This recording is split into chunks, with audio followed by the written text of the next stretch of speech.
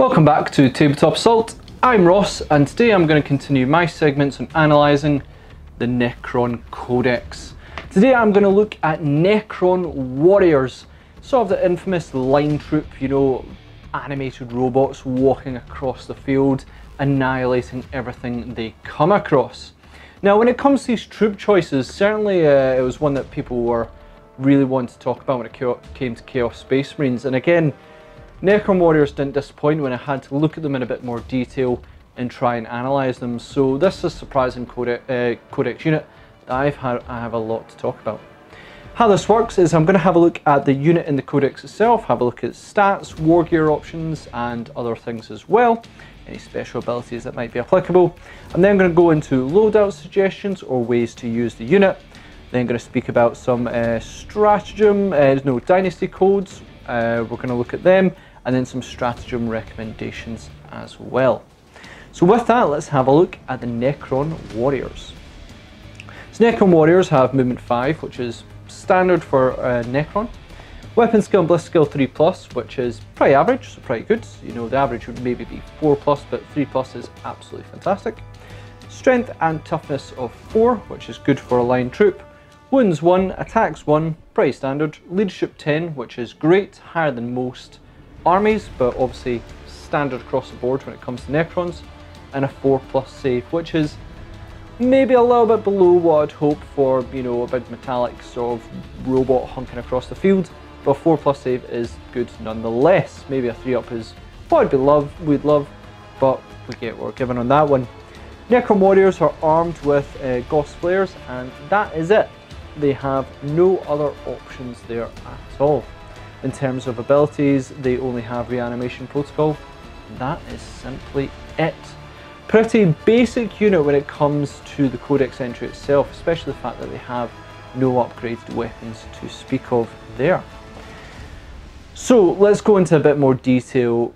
Necron Warriors, as I said, were a surprisingly difficult one to look at, especially as they've got no weapon options. You know, they've only got one, so what is there to really speak about as such? I'm going to talk mainly about synergy abilities that work with them, and you know, sort of what you want to achieve with Necron Warriors, and lastly the options that they are sort of competing against. The obvious one is sort of Immortals versus Warriors, and we'll go into that a wee bit. So overall, Warriors I find are alright. They have gone down in points, which is great, but still expensive for what they do and how best to use them. In my opinion anyway, I'm going to go into a few ways to field them, but I still think maybe they have got a tricky bit to be in when they're coming to the troop choices. So let's speak about the ways that I think work best for them. Firstly, we're going to speak about the big ass blob. This is your standard 20 Necron Warriors in a unit. Necron, through Reanimation Protocol, love being in big units. Why? Well, it just means that your enemy has to focus more fire on taking them down, or run the risk of reanimation just like running rampant. You know, even if they bring them down to small amounts in the squad, reanimation can bring so many back and really cause a problem. The weakness with this though, that stops this from being really quite a stellar unit, is Reanimation Protocol is very easy to get past. Your opponent will focus from Necron unit to Necron unit, making sure that they typically will annihilate the unit to a man to make sure that you can't reanimate. And that is a large weakness. And when you're taking a 20-man blob, this can be very, very difficult. The other weakness being is that morale. Eventually your opponent can cause enough casualties that there is no hope of your unit sticking about at all without it being costly in command points or having other abilities to make them stick about. This not having, you know, a reliable way of getting past morale does make reanimation a little bit trickier. Last weakness of this, like many troops, combat will hold them up and make them all but useless. The advantage is that if your opponent hits hard but has few attacks, you will probably win the war of attrition.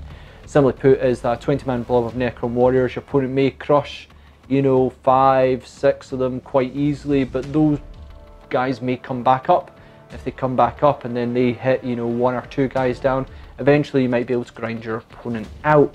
So there's an advantage on that one as well. But if you do get targeted by a horde with plenty of attacks, then that might hurt you too much that even you can't withstand that charge. It might just be too devastating. So when I'd speak about, you know, those sort of weaknesses, I'd probably say those are more of a weaknesses when it comes to Reanimation Protocol. That is a simple weakness of Reanimation Protocol. The way to get past it is wipe them out to a man and simply the unit is gone, it will never reanimate. If you leave even one model remaining, there is a chance that a huge amount could come back. Certainly I've managed to swing games having one model back and then nearly reanimating the full unit, and that has been almost devastating to my opponent.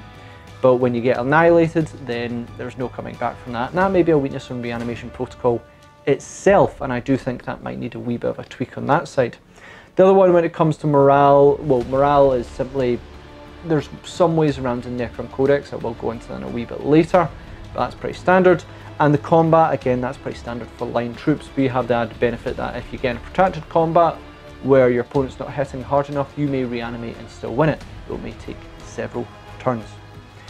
So with the weaknesses done, let's speak about the strengths. The one that, you know, you can sit back in the backfield and fire 20 shots is nice, and in cover they can be relatively hard to move. Though 20 models in cover is a little bit difficult depending on the amount of terrain that you do use. They make a great backfield unit, which is nice. Maybe not as good as others, but I'll go into that when it comes to the other units itself. But you are predominantly a rapid fire range unit. You know, they've got the Gauss flares, which are excellent. I mean, they may seem like standard bolters, but that -1 AP does make a heck of a difference. So you really do want to be in that rapid fire range to get the benefit, especially if you're going to be in a big unit of 20, because that's potentially 20 shots lost if you're not in rapid fire range. So they do need something to screen them in terms of protection from combat, because all it takes is one unit to connect that can shut them down from doing the most damage. I just feel that as a 20-man blob, they can be devastating, but there are reliable ways to get around them, which is a bit of a weakness. Next way I'm going to speak about is Portal Up, and again, this is usually going to be taken in 20-man blobs. This is sort of a personal favourite of mine. There's a few ways to portal your units, and what I mean is like move them at the beginning of the game early on and cause some crazy damage. The two main ways are Veil of Darkness, teleport one infantry and the bearer of the Veil of Darkness to a new location. This should, you know, be in rapid fire range to find a vulnerable unit and unload, you know, potentially 40 shots into your opponent. And if they've got an Overlord with them, which is taking the Veil of Darkness, you can might well be done to make them more reliable to hit. This can be devastating, but also leaves the unit a bit vulnerable in itself. It'll take very good positioning to make sure you actually capitalise on it. But a well-hunkered Necron Warrior squad that is getting its rapid fire shots in early can be truly devastating. The other one, the other teleportation trick that's quite predominant is the Deceiver and their Grand Illusion ability. This once allowed me to move, I think, the Deceiver and 3 other units with him, so you can move Deceiver and three other units if you roll well, the Deceiver and 1 other unit if you roll badly. And this included 2 20-man Necron Warrior squads and a Catacomb Command Barge. This allowed me turn 1 to sort of get within rapid fire range very easily, though you can't charge if you use the Grand Illusion ability. But this gave me 80 shots, and thanks to the Command Barge's Wave of Command, and I used the Pharaon Will stratagem, meant that those 80 shots hit on a 2+, essentially meaning, I think, math, could be wrong in this one, it was about 72 hits. Essentially allowed me to wipe out my opponent's backfield of missile launchers. I think there were Devastator squads, there was about 10, 15 of them odd, but 80 shots coming their way was absolutely devastating. They were even cover, and I used a stratagem, which I'll mention later on, that removed their cover, so they were in a lot of trouble in that one, and it all was but devastating on them. I also had protection from the Blood Angels themselves, because I had the Deceiver and a Catacomb Command Barge with the Necron Warrior squad. So although they may not be the strongest combat units, the Deceiver certainly is quite strong in itself, but it did hinder any units coming their way, because Catacomb and Command Barge, 40 Necron Warriors and the Deceiver were something very off-putting for my opponent to come along. And then I had my combat units, I believe I had Wraiths on the other side along with Scarabs, come in to assault my opponent from the front. My unit on the back had already taken out the backfield units and was generally very devastating. So I like these portal abilities. They can move the Necron warrior squad straight where they need to be and hopefully cause early damage that can be very, very good. Next one I'm going to speak about is Just Here to drop in, usually taken in 10 to 20 man squads. So this is David's possible favourite way to use Necrons, though I have been using Necrons a lot recently, so you've maybe not seen him have a chance to do so. Simply put, you put your unit of Necron warriors into Night Scythe, well, into the Tomb World, because they can appear from just about any Night Scythe. You don't need to be in a single one. You're in the Tomb World and then you can portal in from any of them. And after your first move of the Night Scythe, you properly position yourself in for deployment. And you have to be careful here because opponents can swamp around the Night Scythes to prevent you from teleporting in or deploying out of them. And David's simple way to prevent that is that he usually takes 2 to 3 Night Scythes. If you're going to take a few units in the Night Scythes, you're better off taking multiple Night Scythes so you can't just bring down one and then stop all the units, because that would be bad. Even if 1 or 2 Night Scythes go down, you still have one which can, you know, use stratagems to deploy them. I think you use enhanced invasion beam to deploy a second unit, so you deploy one, then you can deploy a second. And this is a very effective way to get, you know, your Necron warriors into a devastating position where they want to be within rapid fire range.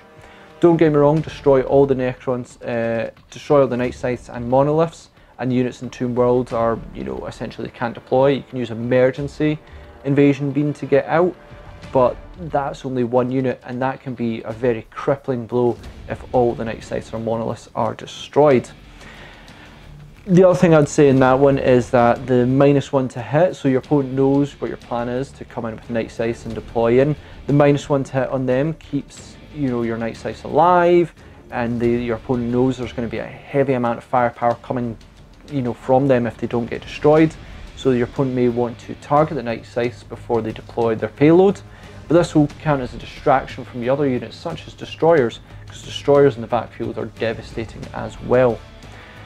Essentially, I find this a very effective way to use Necron warriors, and I've personally been absolutely devastated by it before when David has used it. Use Mithrit as well, and this allows you to get a further -1 AP, because you will probably deploy within rapid fire range very, very easily, and that -1 from the Ghost Flares becomes -2 in Mithrit, and that's all but devastating when you deploy in from the Night Scythes. But the Night Scythes themselves also benefit from the -1 AP, because they're being very aggressive in your opponent's face is really, really good. Simply put, this is a large amount of volume of shots with high AP straight in your face, usually about turn 2, maybe turn 3. This can be very, very devastating. Get your Necron warriors where they want to be, and it demands your opponent must really have a devastating turn 1, otherwise the next turn can be absolutely stellar. Last points, last things I want to talk about is maybe the sort of weaknesses, synergies, strengths that work with Necron warriors. The main being the Overlords and the Cryptic, how you're going to use them. If you do take 2 20-man squads or more, then it's next to always recommended you take at least one of these guys to support, if not both. Why does it matter? It's mainly a matter of damage and survivability. In the case of the Overlord or the Catacomb Command Barge, My Will Be Done or Wave Command is really good to make your Necron warriors hit on a 2+, though other units may benefit from that, but we'll go into that later. Along with the Pharaon's Will, you can have 2 units benefiting, which can be up to 80 shots hitting on a 2+, and that is very, very good if you get them into a position where you need to be. With Mithrit, even better. The Cryptics adds quite a bit of survivability, a 5+ invul to ranged weapons when you're hit by ranged weapons. So this means that anything that's -2 AP or better will essentially be quite useful, because only -1 would bring you to your 5+ invul anyway, but -2 will essentially keep you in the fight a little bit longer unless you're in cover or anything. Plasma loves to take out Necrons because Plasma, and it's a reliable way to kill them. it's not, you know, and that's really, really good to stop them. There's also high volume shots with like -2 AP, 1 damage that ignore cover. I'm looking at Castellan robots, great way to absolutely annihilate Necron warriors. So having that 5-up invul just really works quite well, and if you can get it onto both 2 20-man Necron warrior squads, even better. Though if your opponent sees you doing that, they will probably target one and pray that they absolutely annihilate it. The other thing as well when it comes to Cryptek is you obviously have their ability to add +1 to reanimation rolls. So if the opponent is struggling to bring them down and fails to bring them down, you are going to reanimate better, and that is really going to hurt your opponent quite hard. So yeah, the other thing I would mention as well is morale. Now morale is also a big kicker for Necron warriors. Essentially leadership 10 is fantastic and is going to mean you're not going to suffer morale very much, but if you do suffer it, you can't reanimate Necron warriors or Necrons in general. You can't reanimate them if they flee. They don't come back, so you can't roll for reanimation on that one. And if you do, if your opponent does end up causing enough damage where you simply can't, you know, pass your morale test, you know, maybe they're down to 2 Necron warriors, you can't pass that. You need to either spend command points, or better yet, use the warlord trait Immortal Pride. Now this allows you to deny the witch roll, which is fine, you know, that's okay, deny the witch, fine. But it also means that anything within 6 inches is immune to morale, and that is very, very good to make sure that your opponent is forced to wipe you out to a man. Simply put, if you have, you know, for instance, two Necron warrior squads, 20-man squads each, you have your Overlord, possibly with My Will Be Done, as well as Immortal Pride, and then you have Cryptek keeping the survivable. This is a good blob to move up in various ways, and it can be quite devastating to do so. Your morale is not something to worry about as long as you're keeping synergy. You're not going to be hurt as much by shooting, though concentrated fire will hurt you nonetheless, and you can reanimate better and you can shoot better. So that is usually, if I'm going to take big blobs, that's the way I'm going to go. But then there is obviously the option to portal and have a strike team hit somewhere, or you can have the way of David, which is to use Night Slice that come in, drop their payload off, and are absolutely devastating. And yeah, actually last thing to mention as well is, does this unit work well as a battalion choice for your army? In my opinion, I'm gonna say no. I would go with Immortals, and I'll go into that maybe why more when I go into their video following. But it's simply put because, you know, there's different strengths and weaknesses to both. Warriors I find are best used in large squads, something your opponent must deal with, and must deal with in their entirety or regret it later. And I would say in today's meta it's not difficult to do so. Not difficult to target a Necron squad of any of them, but a Necron warrior squad, target it and annihilate it and stop reanimation in its tracks. So what I'd say in that one is, in friendly games, yeah, Necron warriors probably make the ideal troop choice. They're a wee bit cheaper. You can take in big squads and they can be big and threatening, but if people know half the tactics when it comes to Necron units with reanimation, they'll know to wipe out into entirety, and morale can be a benefit to that one as well. Immortals have a bit of strengths and weaknesses that help stop that. They also, the weapons can be a bit more useful in certain regards, and I'll go into Immortals weapons later in another video. But simply between the troop choices, currently I'm finding Immortals maybe a little bit outshine Necron warriors, even though I use Necron warriors far more. Dynasty codes. So let's go into dynasty codes. Mithrit, Solar Fury. Each time a model with this code shoots an enemy unit that is within half range of its weapon's maximum range, the armor penetration characteristic of this weapon's attack is improved by 1. Possibly the most useful for Necron warriors and David's personal favourite dynasty as well. Necron warriors want to be in half range to benefit from their rapid fire weapons, obviously.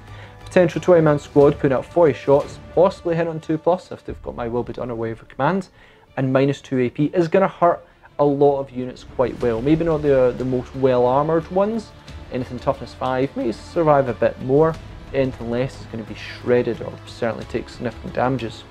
No question on that.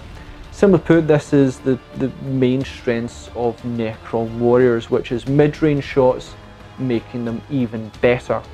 Of course, the danger is that, you need to be in short range, so a charge could hurt them, could stop them, but this just makes them from their mid-range strengths, which is you want to be within 12 inches rapid firing, and makes it better. Something that, quick deployment or the night sights, portal in or the night sights are really going to make a big difference to.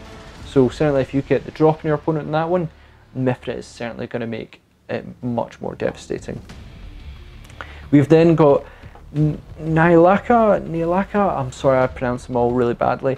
Aggressively territorial, reroll hit rolls of 1 for units with this code whenever the so reroll hit rolls, I'm going to read that.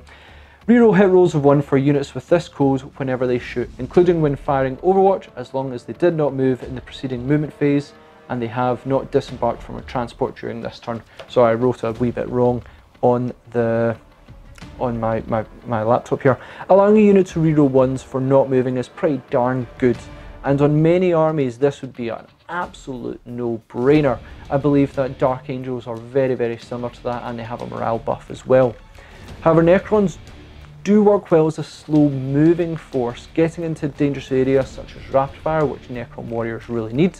And it comes down to, do you want to move forward and get double shots possibly, or stay still and reroll 1s to hit? I'd almost always take the double shots because it's more shots.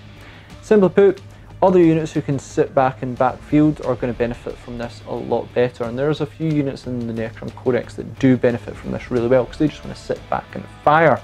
But Necron warriors favour sort of moving forward and getting into rapid fire range and annihilating. If Necron warriors favoured small units with special weapons and heavy weapons, then yeah, this would probably be a much better option. However, they don't have the option of special or heavy weapons. They've only got their rapid fire weapons. Next up we've got Nifric Translocation Beams. If a unit with this code advances, add 6 to its move characteristic for that movement phase instead of rolling a dice. If it's under the effects of My Will Be Done or Wave Command ability, add 7 to its characteristic instead. In addition, if a unit with this code advances, it can move across models and terrain as if they were not there. This is not one I'm a fan of, however it does turn Necrons into a hugely mobile force. Getting instant 6 to advance is great, and some other forces would love that. I think you give up a lot of shooting for mobility here, which is a big cost. However, I think some game modes and some very good players may find this to be a huge advantage. On Necron Warriors, you get this huge blob into key areas, they're just going to not move, and that's going to be absolutely ideal. If you need to get a certain area to score points, then great. But it does mean that, you're going to be in a dangerous position yourself and you're not putting the damage output which Necron Warriors really favour. I can see this having advantages, and it would take a really good player to truly get the benefits of, and ultimately it just does not play into mine or David's playstyle, but I can certainly see the potential there. Stratagem recommendations. Solar Pulse, 1 command point. Use the stratagem after a Necron unit from your army has declared its targets in the shooting phase, but before any hit rolls are made. Pick one enemy unit that your unit is targeting. The enemy does not receive the benefit of cover against your unit's weapons this phase. So that's a bit of an interesting one. This one is actually surprisingly good. Maybe your opponent has a unit hunkered down in cover and hits hard and you can't get them into combat to really shut them down. This for 1 command point negates the cover, which can be really helpful. It also appears to work, I think, and I could be wrong in this one, it says your units have weapons. Now, correct me if wrong, and it may be something in the FAQ, when it says, against your unit's weapons, that implies maybe multiple units. So maybe that Solar Pulse works against that unit, and then all your units negate its essentially, their cover. Correct me if I'm wrong on that one. I thought it did. Multiple units basically shut down the cover of it. So if your first unit doesn't annihilate it, the second one can. But I could be very wrong in that one, and correct me if I am. But I think either way, 1 command point to have a big unit of Necron Warriors, and you then Solar Pulse that unit so that your Ghost Flares get the maximum effects. It's how I annihilated the Blood Angels hunkered down in cover with missile launchers. It can be very useful when required. The Pharaons will, 1 command point, use a stratagem after an overlord from your army has used my will be done or wave of command ability. That model can immediately use that ability again for a second time this turn. So although this is mainly an overlord ability or Capcom command barge, it is very good for Necron warriors. Highly benefit from getting +1 to hit. If you're taking 2 big 20-man squads of Necron warriors, then that's 80 shots hitting on 2+, and that's going to result in a lot of hits. There's certainly maybe other units to benefit, but we'll get into them later. Methodical Destruction, 2 command points. Use a stratagem after a Sutek unit from your army has inflicted an unsaved wound on an enemy unit. Add 1 hit to hit rolls for friendly Sutek units that target the same unit this phase. Overall, probably good, good stratagem. If your opponent has a big unit that will take a huge amount of dice to take down, looking at knights, but even hell, a very protected horde unit or Eldar trying to, they use their lightning fast reflexes to bring up more minuses to hit.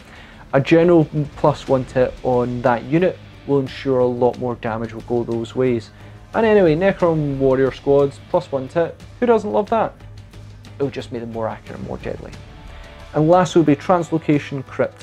1 command point, use stratagem during deployment. You can set up a Nefric infantry or swarm unit from your army in Translocation Crypt instead of placing it on the battlefield. At the end of your movement phase, this can translocate into battlefield. Set it up anywhere on the battlefield that is more than 9 inches away from enemy models. 1 command point, deep strike essentially. Works well with Necron warriors because you want to get into your Wrathfire range, and this helps you get there. It does require, turn 2 to do so, but it does mean they are protected, and then they can rapid fire in turn 2 and hopefully cause damage. So yeah, that is kind of me done with Necron warriors. I actually think they're pretty good. I think reanimation protocol is the sort of biggest weakness for them, and I think as a rule as such it does work well, but there is just such an easy counter to it that it can have big payoffs if it does work, but your opponent can easily counter it if they just know what they're doing on that one. So I just think more of a weakness in reanimation protocol, but Necron warriors themselves are actually pretty solid. Whether you take them in 10, 20 blob units, or whether you just go, nah, Immortals do everything but better, then let me know. Please comment, share, like and subscribe. I'm interested to hear what people think of Necron warriors. Always very interested to hear what people think of troop choices. It tends to be that people have huge amounts to say on them, and I really want to hear what you have to say. So thanks again for watching. Please comment, share, like and subscribe. Check us out on social media. Check us out on Patreon to help support the channel, because we absolutely love bringing content, and your support helps us bring more. So thanks again, and we'll see you on our Tabletop Assault Battle Report.